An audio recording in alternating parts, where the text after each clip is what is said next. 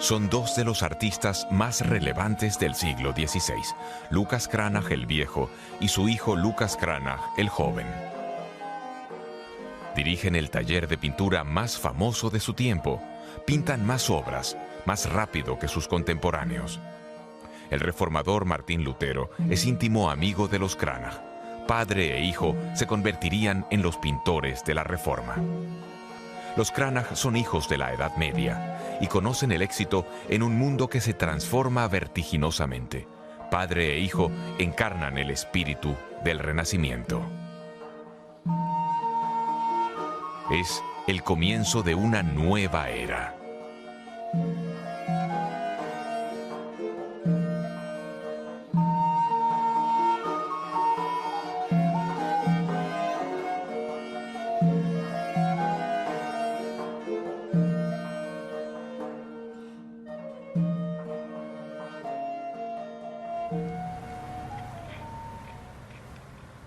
Generaciones de investigadores se han ocupado de la obra de los Cranach.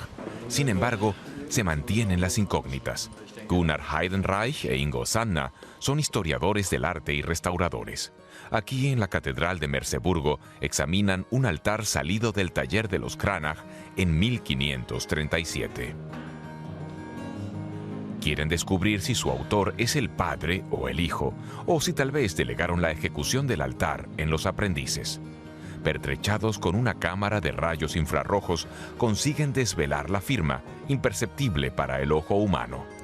Y guiados por la caligrafía, deducen quién fue el autor de la obra.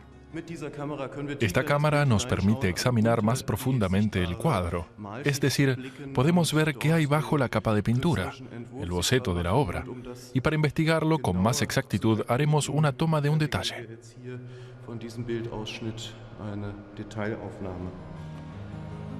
Este altar es uno de los muchos de la factoría de Lucas Cranach el Viejo. Fue ejecutado siguiendo las instrucciones del maestro, pero no por él mismo. La carrera sin parangón de Cranach el Viejo había comenzado 30 años antes. Pinta temas conocidos dándoles otro carácter. Sus santos lucen joyas de la época y están rodeados de una naturaleza realista. Cranach contempla al ser humano y su mundo de otra forma.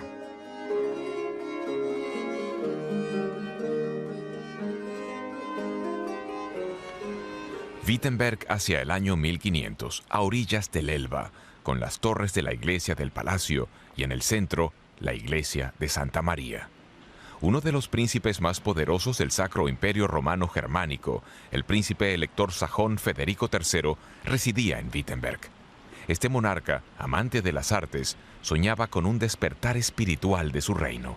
Se imaginaba un renacimiento de la antigüedad clásica con un toque sajón. El príncipe elector Federico el Sabio poseía diferentes residencias. Wittenberg era una de ellas. También pasaba temporadas en Lochau o en Dresde. Aunque no residió de manera permanente en Wittenberg, Federico el Sabio fue decisivo para esta ciudad porque fundó la universidad. Cabe mencionar que sin universidad no hubiera habido reforma. Los reformadores eran profesores de universidad. La Universidad Leucorea de Wittenberg fue fundada por Federico el Sabio en 1502. Su idea era convertir a Wittenberg en centro de las artes y la ciencia. Por eso asigna las cátedras a humanistas y pensadores de la época. El humanismo es la nueva corriente de pensamiento que coloca al ser humano en el centro del arte y la ciencia. Es sorprendente, pero quien llegaba a esta ciudad, la primera impresión que tenía es que era muy pequeña. Las ciudades grandes eran Leipzig, Erfurt, Nuremberg, pero aunque Wittenberg fuera una de las residencias de la corte y aunque tuviera universidad, era una localidad pequeña de unos 2.500 habitantes, muy marcada por estudiantes y profesores. Había muchos artesanos y sobre todo muchos impresores de libros. Y lo fascinante era que en esta ciudad se aglutinaban muchas competencias, muchas capacidades. Creo que la suerte de Wittenberg en el siglo XVI fue que muchos talentos coincidieron al mismo tiempo y en el mismo lugar. En 1505, el príncipe elector nombra a Lucas Cranach pintor de la corte de Wittenberg. Al principio este se aloja en el Palacio del Príncipe. Gana 100 florines, unos 100.000 euros al año de hoy en día.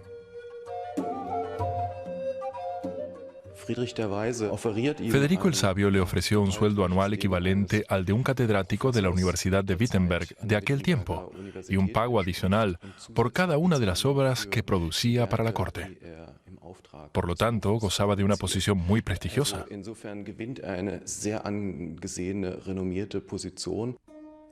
Como pintor de corte, su tarea principal es la representación de la dinastía sajona. Sus retratos tenían que colgar en todos los palacios y dependencias oficiales. Pinta a los regentes en pose de mando, con ropa talar, birrete de elector, capa de armiño y espada. De cacería, en bodas y otros eventos. Documenta el boato, la importancia y el significado de la casa sajona.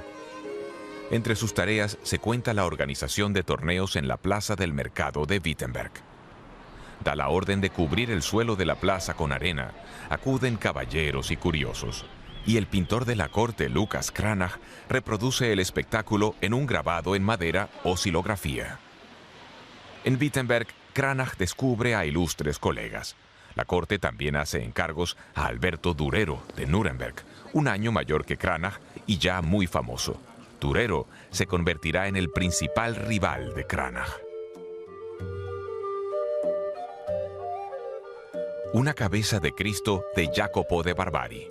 El veneciano antecesor de Cranach en la corte trae influencia italiana a Wittenberg. Los pintores italianos y su arte del retrato están en boca de todos. Los rostros, dicen, parecen estar vivos.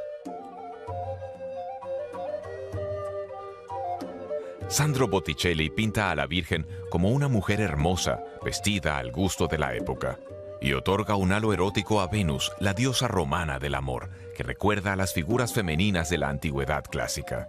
Lucas Cranach conoce estas obras en su viaje de estudios por Italia.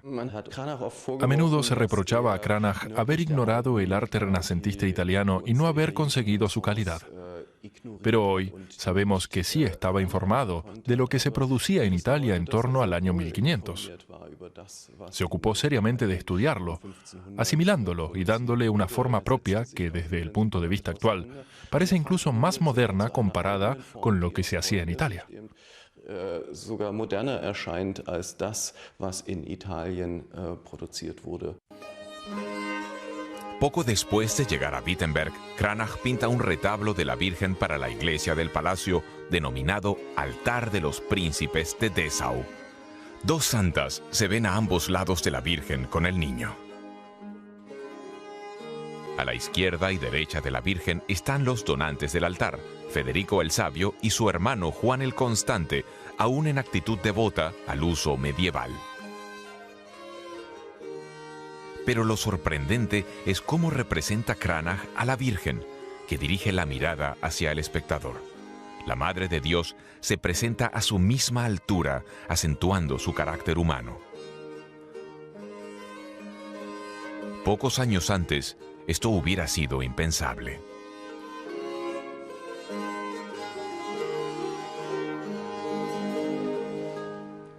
La obra de los Cranach, padre e hijo, es inmensa. Todavía hoy se conservan unas 1.500 pinturas salidas de su taller. Desde hace 6 años, investigadores y museos de un centenar de países publican informaciones sobre el tema en el Cranach Digital Archive. Gunnar Heidenreich, profesor en la Universidad de Ciencias Aplicadas de Colonia, dirige esta plataforma de Internet de libre acceso. En la xilografía de Alberto Durero, El martirio de Santa Catalina, se pone de manifiesto su rivalidad con el pintor más exitoso de su tiempo.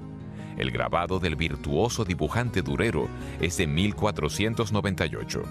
8 años después, Cranach lo usa de modelo para recrear el mismo motivo. Dedica mucho tiempo al dibujo de los finos detalles y entra en competencia directa con Durero.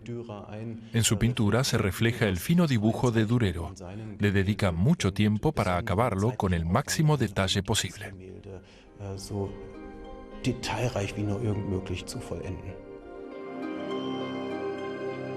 El martirio de Santa Catalina es un tema habitual en la época.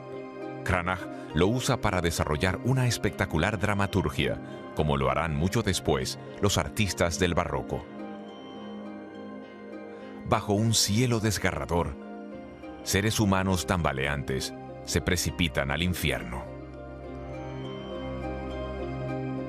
La competencia con Durero termina sin un ganador claro. Al parecer, los cuadros de Durero despertaban admiración, pero los de Cranach gustaban más en un nivel emocional.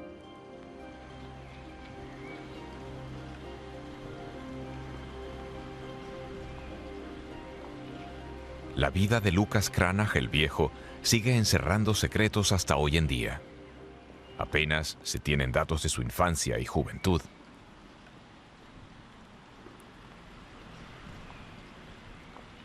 Nació en Kronach, en la región de Franconia, el 4 de octubre de 1472.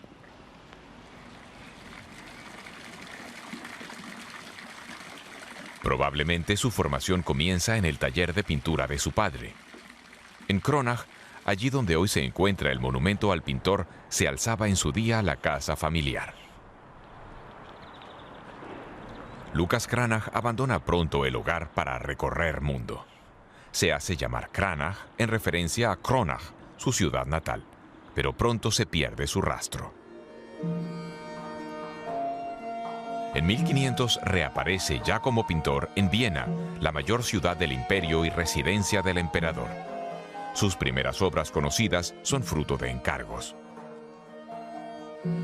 Pinta los retratos del rector de la universidad, el humanista Johannes Cuspinian, y de su esposa Ana, con ocasión de su boda. El tratamiento del tema es totalmente nuevo. Relaciona a los protagonistas a través de una naturaleza sugerente y cargada de simbolismo.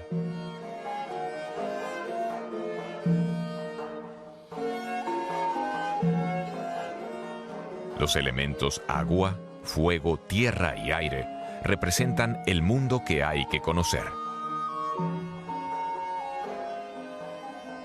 El papagayo del fondo hace referencia a la cultura de la pareja de novios.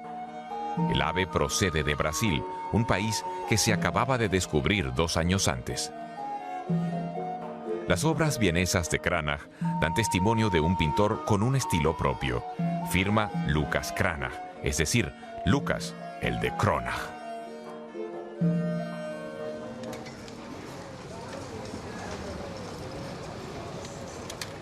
Algunos años después, el profesor de teología Martín Lutero y el pintor de la corte Lucas Cranach se conocen en Wittenberg.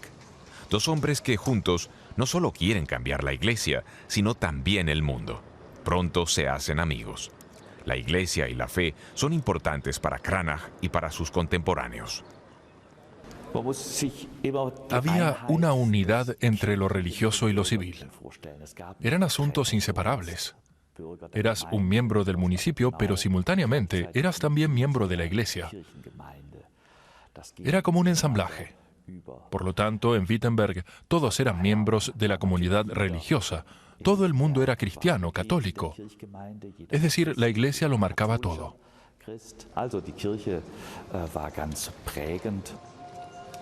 Pero este mundo profundamente católico se transforma.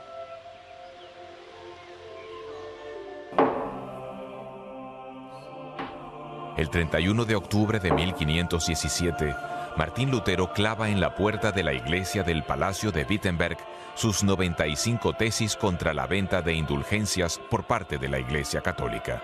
Su protesta desencadena en toda Europa una encarnizada lucha por la imagen de Dios y el hombre. Lucas Cranach el Viejo se convierte en el pintor de la Reforma en Alemania. Encuentra las imágenes apropiadas para ilustrar esa relación personal y directa de los fieles con Dios.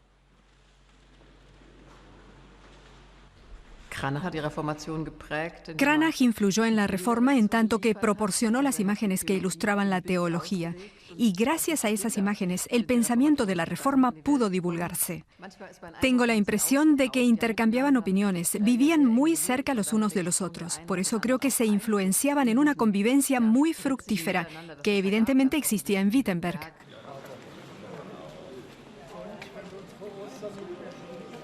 La iglesia de Santa María de Wittenberg es el centro desde el que se propaga la Reforma.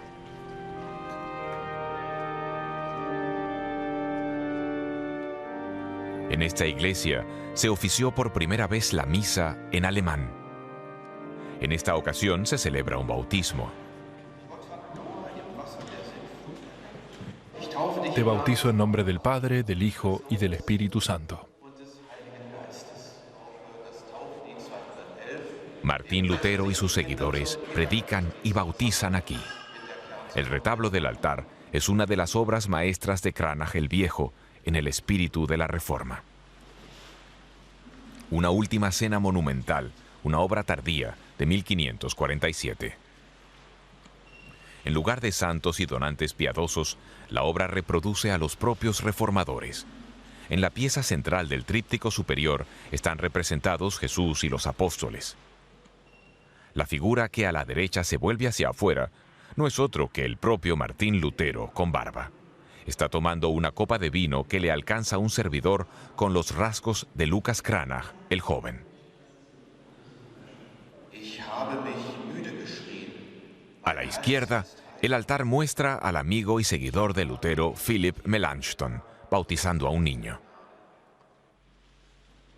A la derecha, el reformador Johannes Bugenhagen en el confesionario. Cranach incluye a hombres de su tiempo en la historia sagrada. Su mensaje es claro. Los artífices de la Reforma se sienten más profundamente unidos a Cristo que a la autoridad suprema de la Iglesia. Mi obra preferida de Cranach es el altar de la iglesia de Santa María de Wittenberg. Es emocionante que todos estén ahí, el mismo Lutero, en medio de los habitantes de Wittenberg. Para ellos, la historia sagrada, la confesión, la última cena, el bautismo, formaban parte de su vida cotidiana. Así me lo imagino yo. Se veían representados. Cuando en 1525 Martín Lutero contrae matrimonio con la ex monja Catalina de Bora, Lucas Cranach es el testigo de la boda. Su relación debió ser excelente. Fueron testigos de la boda, incluso padrinos de sus hijos. Y uno puede imaginarse la escena. Probablemente Lutero conoció a su futura esposa en casa de los Cranach. Cuando Catalina de Bora se escapó del convento, ¿a dónde iba a ir? Pues a casa de los Cranach. Allí pasó algunos años y es donde Lutero la conoció y se enamoró de ella.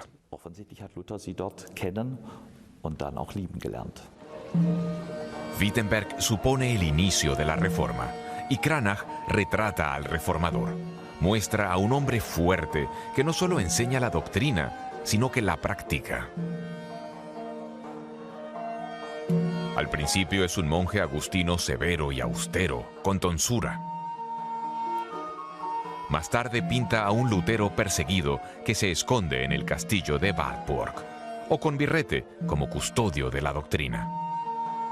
Con el tiempo retrata a un Lutero más cercano al mundo, al matrimonio y a la autoridad, más grueso y saturado.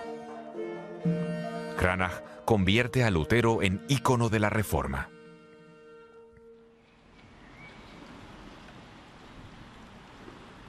Unos años antes, en Wittenberg, Lucas Cranach había fundado una familia. En 1512 se casa con la hija del alcalde. Tienen 5 hijos. Al segundo lo llama Lucas. El padre de familia pronto adquiere renombre. Compra casas, un establecimiento de vinos y la única farmacia de la ciudad en la plaza del mercado.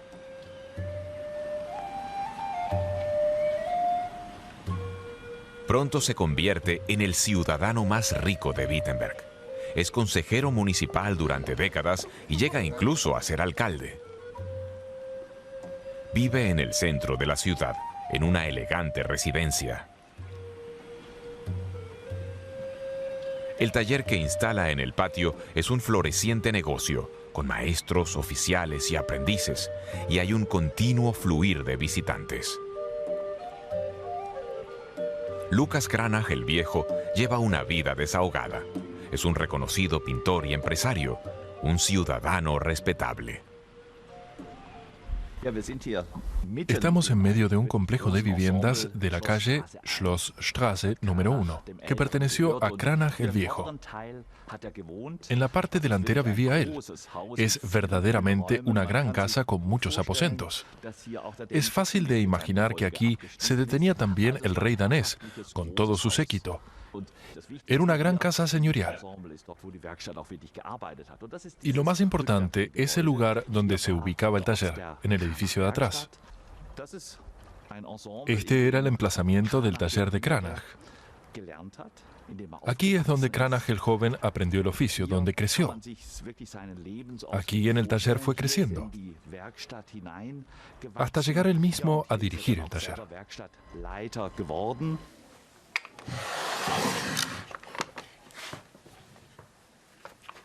Cranach y sus empleados no solo satisfacen los encargos de cuadros de la nobleza y el clero. Su imprenta responde además al interés por los cuadros de una nueva clientela, la burguesía.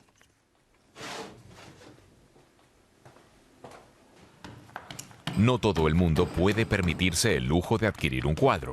Los grabados son más económicos. Así que en el taller realizan silografías y estampas en serie. De este modo, reaccionan a los gustos del mercado con nuevos temas o estilos de retrato. Esta es una silografía enorme del taller de Cranach. Es una pieza impresionante, compuesta por 11 grabados diferentes. Entonces era imposible realizar una silografía de tales dimensiones. Por eso se hizo de 11 elementos. Lo interesante de esta silografía es que no solo existe con la figura de Martín Lutero. Aquí está el reformador con la Biblia en la mano.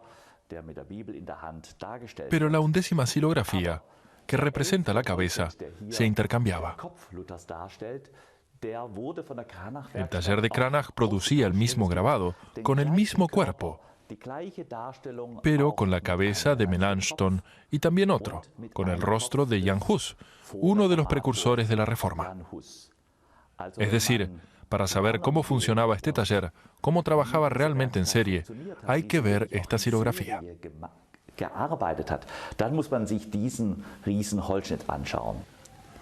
Sobre todo en los primeros años, el taller produce numerosas silografías, tan importantes como las pinturas.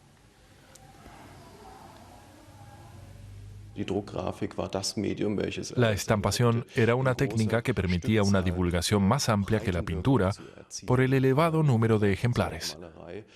Más tarde, Cranach consiguió aplicar el sistema a la pintura y producir también a gran escala, como hiciera al principio con el grabado.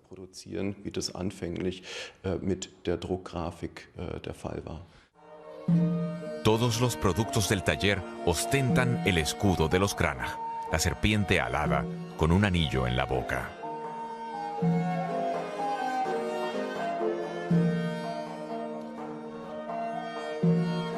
La serpiente de los Cranach es la marca con la que se identifica el taller.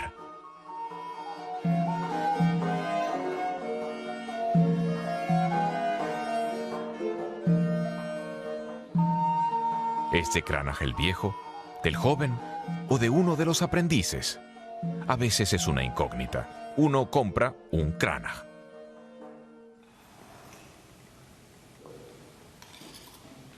El taller preparaba la pintura con pigmentos como estos. Los compraban en las grandes ferias de la vecina Leipzig. El poseer una farmacia propia es práctico. Gracias al denominado privilegio de farmacia, Cranach conseguía comprarlos a precio de mayorista, inferior al que pagaba la competencia.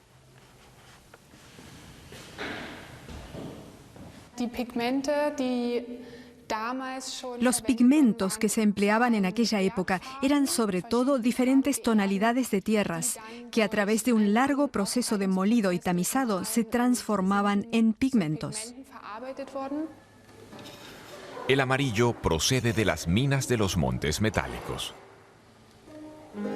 El azul ultramar, obtenido a partir del lapislázuli, proviene del macizo del Hindu Kush, en Asia Central. No se podía comprar en Leipzig. En Amberes se vendía a precio de oro. En 1508, Cranach compra unos gramos en un viaje a los Países Bajos. Poco después, utiliza el pigmento en el altar de la Sagrada Familia.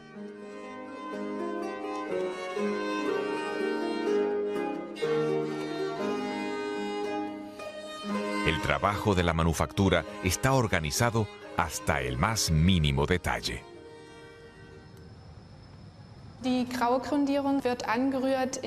La imprimación en gris se realiza mezclando el pigmento con huevo y aceite de linaza. Es muy importante restregar el pigmento mucho tiempo con la moleta sobre la lámina de cristal. En la época de Cranach, seguro que se hacía durante horas y eran los aprendices los encargados de moler las pinturas.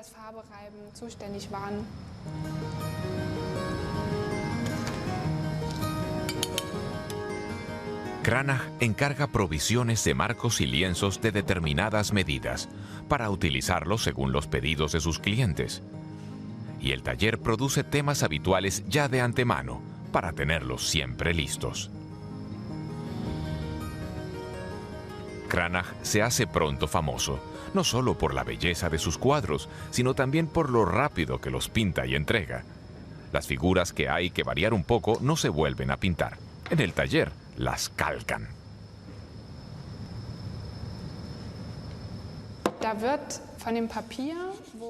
El papel con el dibujo se frota por la parte de atrás con almagre, es decir, óxido rojo de hierro.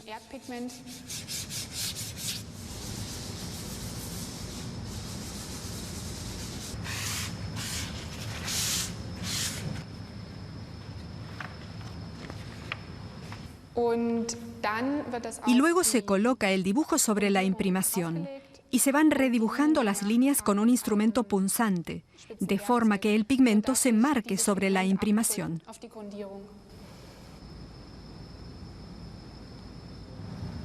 Otros pintores de la época, como Durero, por ejemplo, tienen talleres con aprendices.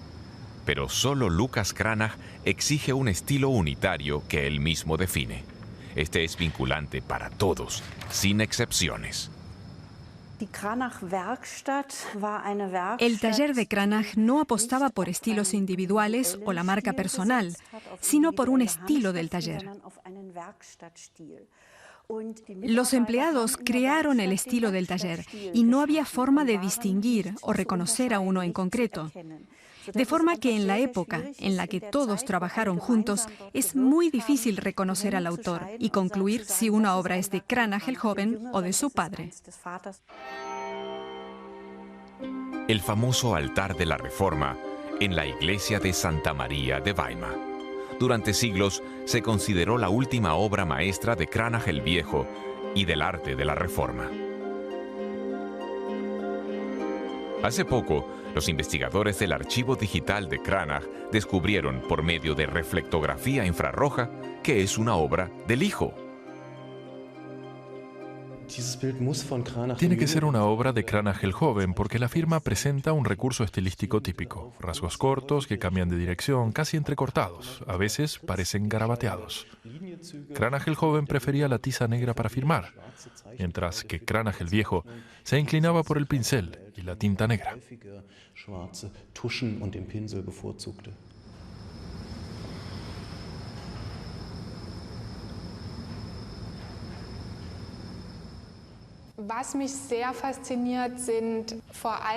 Lo que me fascina sobre todo son los finísimos pinceles con los que pintaba y cómo representaba los detalles más pequeños. Y hay que acercarse mucho para darse cuenta de que realmente está pintado.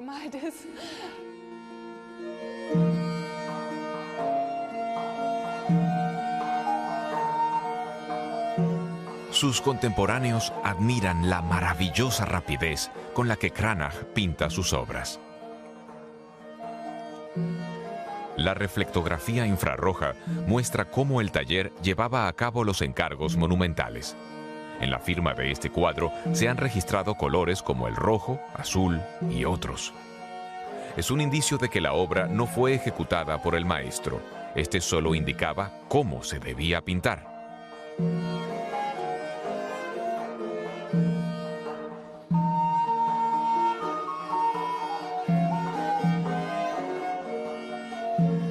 Durante casi 80 años, el taller propagó la marca Cranach por el mundo.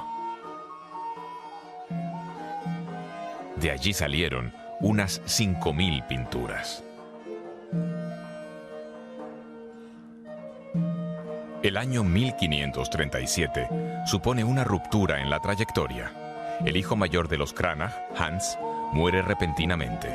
El menor, Lucas, pasará a dirigir el taller junto con su padre. Padre e hijo asumirán la misma responsabilidad para el éxito de la manufactura.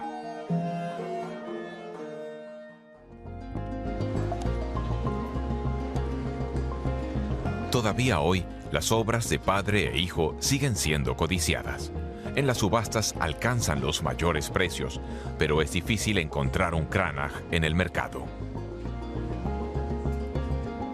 En Maastricht, en los Países Bajos, se celebra anualmente la mayor feria de arte antiguo. El marchante Konrad Bernheimer ha sido el principal vendedor de Cranachs de los últimos años. ¿Qué hay que tener en cuenta cuando se ofrece un Cranach?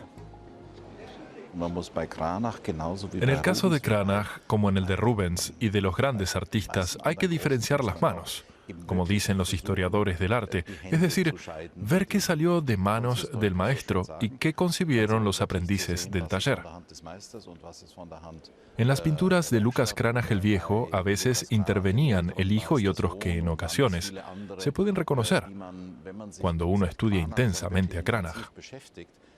A veces sí que se pueden observar diferencias en la posición de los ojos o la forma de pintar los dedos.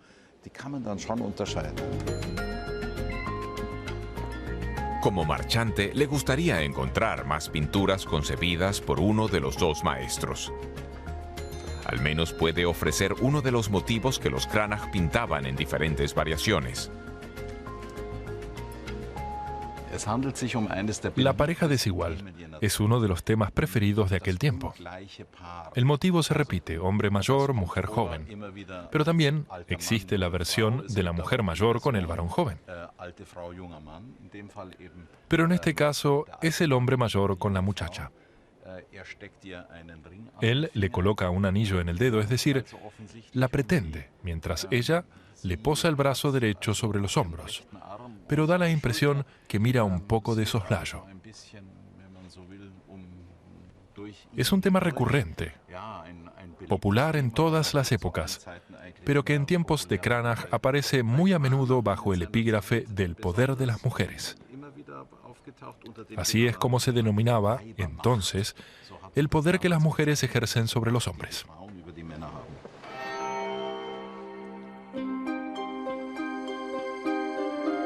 Historias mitológicas de la antigüedad y de la Biblia sirven de motivo para un género propio.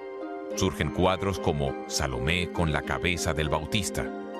La obra muestra el lado más oscuro de la seducción femenina. Y al mismo tiempo recrea una historia bíblica. Unos años antes, los artistas italianos habían introducido la figura de la mujer desnuda y seductora. Lucas Cranach el Viejo también se toma la libertad de recrear el cuerpo desnudo de la mujer y convierte rápidamente su idea en un lucrativo negocio.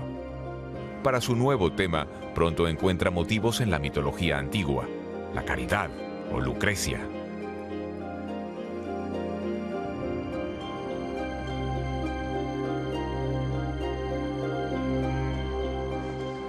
Uno de los motivos eróticos recurrentes en Cranach son las ninfas de la fuente. El marchante londinense Mark Weiss se considera afortunado de poder ofrecer una de ellas. Es un cuadro que adquirimos directamente de una familia noble francesa que lo tenía probablemente desde hacía centenares de años. El precio del cuadro en libras es 3.250.000.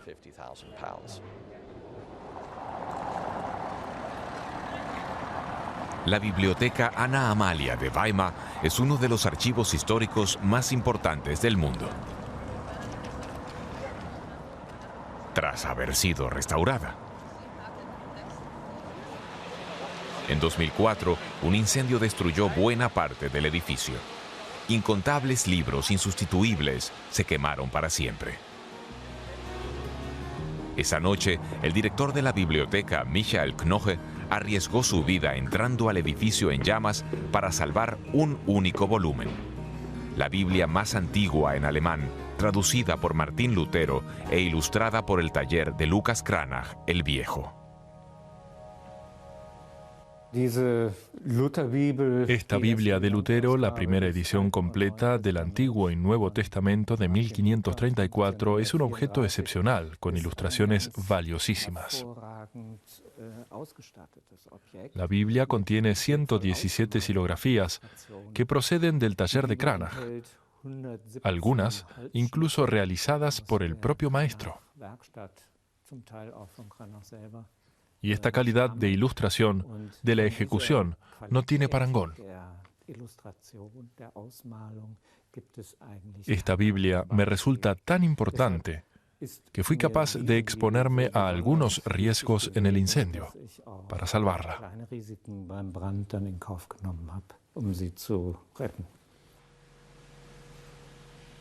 Lutero y sus asistentes necesitaron 13 años para traducir ambos testamentos antes de entregar la Biblia a la imprenta en Wittenberg.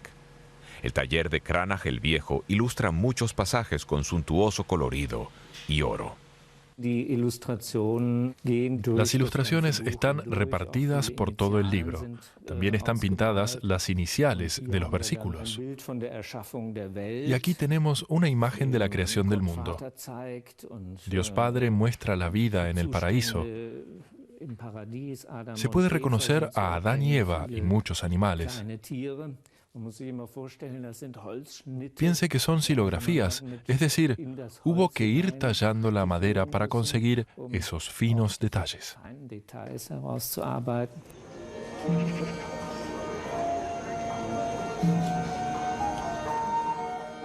Los Cranach producen imágenes para Biblias y altares, decoran las iglesias, ilustran la Reforma. Pero no solo la religión cambia drásticamente en su tiempo. Pronto, la Reforma se politiza y se crean alianzas de poder. Hacia 1546-47 estalla la Primera Guerra Civil Confesional. Tiene lugar aquí, en Alemania. Las tropas católicas del emperador vencen y conquistan Wittenberg. El príncipe Juan Federico es hecho prisionero y el emperador lo destierra. Esto supone un gravísimo golpe en la vida del taller. La corte abandona Wittenberg y de repente Cranach el Viejo se encuentra con que ha dejado de ser pintor de la corte. En 1552, Cranach el Viejo abandona Wittenberg y sigue a su príncipe al exilio, a Weimar. Vive en el centro de la ciudad, en la elegante casa de su hija, junto al mercado. Ya no es pintor de corte, pero sigue teniendo planes y trabajando. Como intuyendo la despedida, Cranach el joven había pintado un retrato de su padre de 77 años.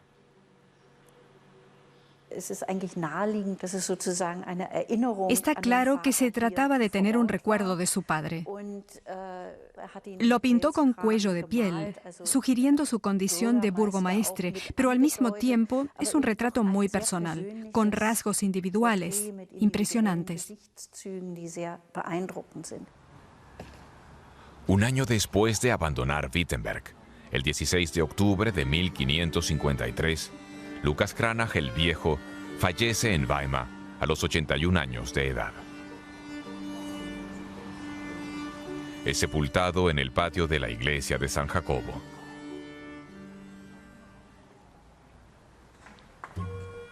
Lucas Cranach, el joven, pasa a asumir la responsabilidad del taller de Wittenberg. Han tenido que pasar 500 años desde su nacimiento para que se empiece a descubrir su valor como artista. Un dibujante sensible y minucioso. Un retratista que nada tiene que envidiar a su padre. Hasta su muerte en 1586 dirigirá con éxito el taller que había fundado su progenitor.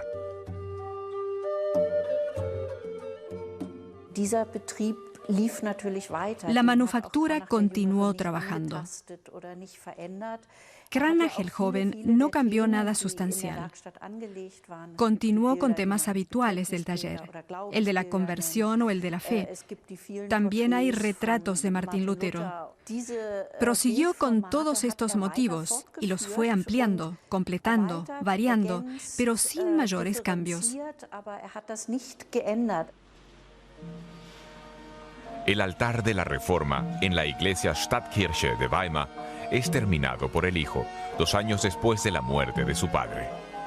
La figura sobre la que cae el chorro de sangre de la gracia es la de Cranach el Viejo. Cranach y su amigo Lutero están parados juntos, el divulgador de las imágenes junto al propagador de la palabra, los dos al mismo nivel.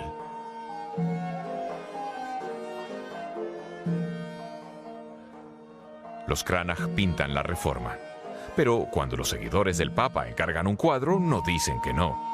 Su gran manufactura de imágenes tiene que prosperar. Son artistas y hombres de negocios. La Edad Media toca su fin para dar comienzo a una nueva era.